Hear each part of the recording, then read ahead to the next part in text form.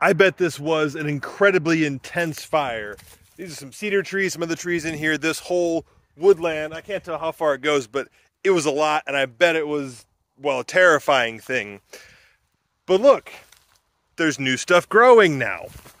Now, as a priest, I get to meet with lots of people, get to meet with lots of people who maybe their lives seem like this, maybe not to this degree, just completely looks like it's burned down, but a lot of people do I get to interact with in the hospital or in my office or just random places that seems like everything's been burned to the ground. And I tell them all the time, they don't always believe me, that, okay, if we give these things to God, I don't know what's going to happen, but something good will come of it.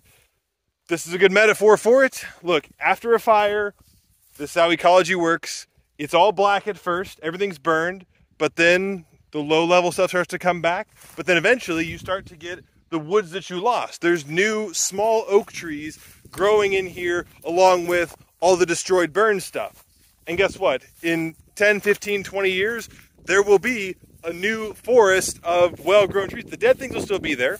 You know, there's this new oak tree growing right here, and eventually it'll be a big tall tree, and it'll be the size of the ones that are burned down.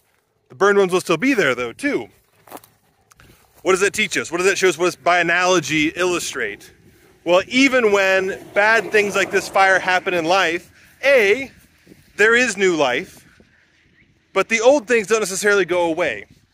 We think of like, oh, forgive and forget, or like, you know, we just have to move on, pretend like it didn't happen. No, you're going to be able to tell there was a fire here for a long time. There will be blackened tree trunks for decades after this.